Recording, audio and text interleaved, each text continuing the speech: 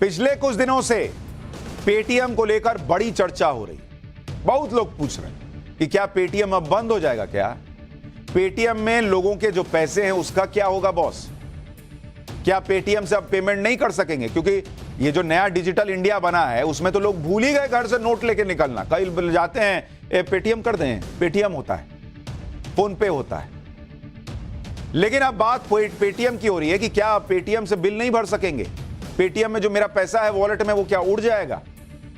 इस देश में बहुत सारे लोग हैं जो पेटीएम जैसे पेमेंट ऐप यूज करते हैं। भारत में 95% यूपीआई ट्रांजैक्शन 3 पेमेंट ऐप से होते हैं।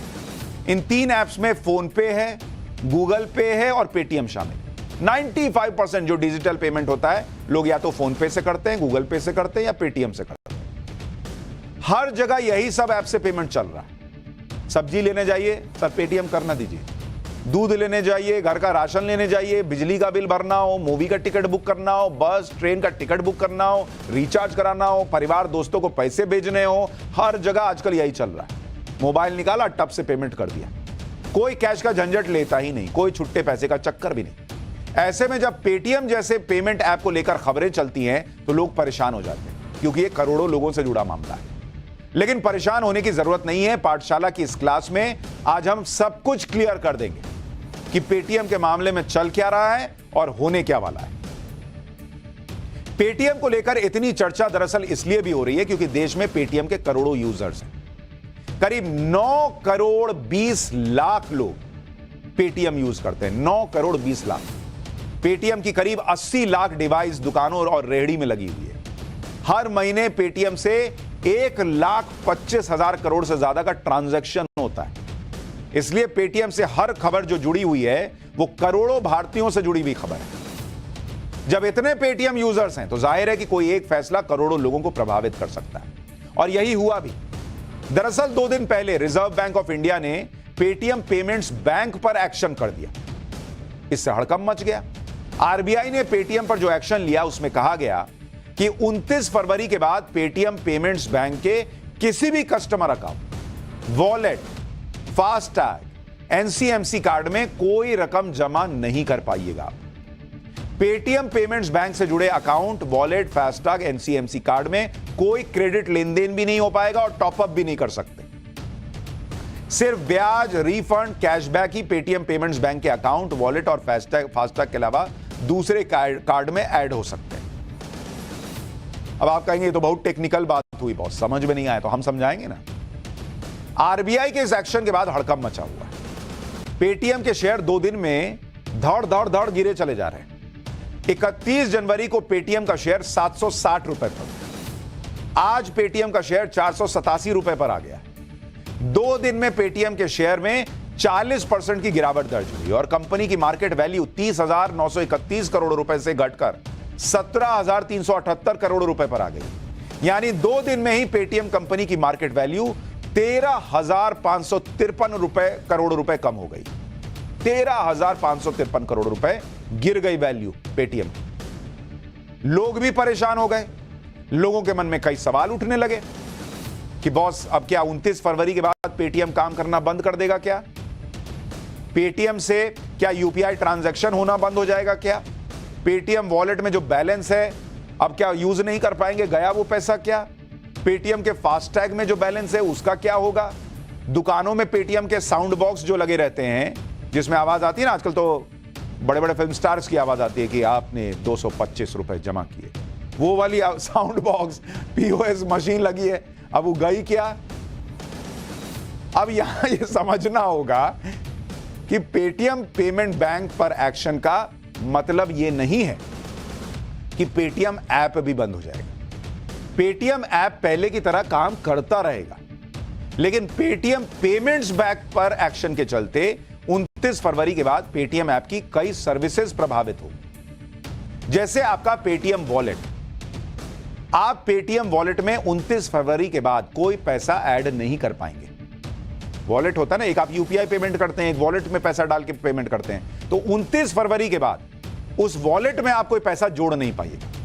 अभी आपके वॉलेट में जो पैसे पड़े हैं उनका आप इस्तेमाल कर सकते हैं। अगर आपके पेटीएम वॉलेट में पहले से बैलेंस मौजूद है तो पेमेंट्स के लिए इसका इस्तेमाल 29 फरवरी के बाद भी किया जा सकता है। मतलब और पैसा ऐड नहीं होगा, लेकिन वो पैसा जो है आपका जो रखा हुआ है ऑलरेडी, वो या तो 29 फरवरी तक खर्च कर लीजिए और नहीं तो उसके बाद भी कर सकते हैं। वॉलेट के बैलेंस को आप दूसरी जगह ट्रांसफर भी कर सकते हैं, बैलेंस खत्म होने तक उसका इस्तेमाल कर सकते हैं। यानी आपका पैसा कहीं नहीं जा रहा बॉस। वॉलेट के बाद अब बात आती है पेटीएम से यूपीआई ट्रांजैक्शन करने की, क्योंकि कई लोग वॉलेट से नहीं पेटीएम से यूपीआई ट्रांजैक्शन करते हैं। क्या 29 फरवरी के बाद इस पर भी कोई असर पड़ेगा? इसका जवाब भी आपको बताता हूं। अगर आपने अपने पेटीएम अकाउंट को किसी थर्ड पार्टी बैंक से जोड़ रखा है तो आपका पेटीएम काम करता रहेगा। जैसे कई लोग आईसीआईसीआई, एचडीएफसी इसका यूपीआई इस्तेमाल कर रहे हैं, अपने बैंक का डिटेल डाले हुए हैं, फिर पिन डालते हैं, यूपीआई पेमेंट होता है। तो वो यूपीआई पेमेंट का इस्तेमाल जो है वो पहले की तरह चलता रहेगा। थर्ड पार्टी बैंक का मतलब है कि अगर आपने अपने पेटीएम को पेटीएम के बैंक से नहीं किसी दूसरे बैंक से लिंक किया है तो आप पेटीएम से यूपीआई कर सकते हैं। लेकिन अगर आपने अपने पेटीएम को पेटीएम पेमेंट्स बैंक से लिंक किया हुआ है तो पेटीएम पेमेंट्स बैंक से 29 फरवरी के बाद यूपीआई ट्रांजैक्शन भी नहीं हो पाएगी। सबसे ज्यादा असमंजस में वो दुकानदार और रेहड़ी वाले हैं जिन्होंने पेटीएम डिवाइस लगा रखी। आप कहेंगे भाई क्योंकि आम आदमी के लिए क्या होता है, उसके पास वॉलेट में कितना पैसा है, लेकिन जो रेहड़ी वाला है, जो दुकानदार है, वो तो सब पैसा ले रहा है, तो पैसा ट्रांसफर भी कर सकता है।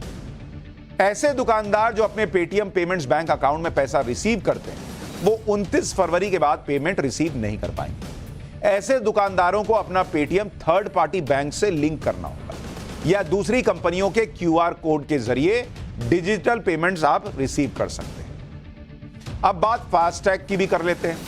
कई लोग पेटीएम का फास्टैग इस्तेमाल करते हैं, पेटीएम पेमेंट्स बैंक से उसे रिचार्ज भी करते हैं। ऐसे लोग 29 फरवरी के बाद पेटीएम के फास्टैग सर्विस में बचे हुए बैलेंस को तो इस्तेमाल कर पाएंगे, लेकिन फास्टैग अकाउंट में और पैसे आप नहीं डाल पाएंगे। तो मान लीजिए किसी ने 10,000 से रिचार्ज किया हुआ, तो जब तक 10,000 है आपके फास्टैग में वो कटता रहेगा।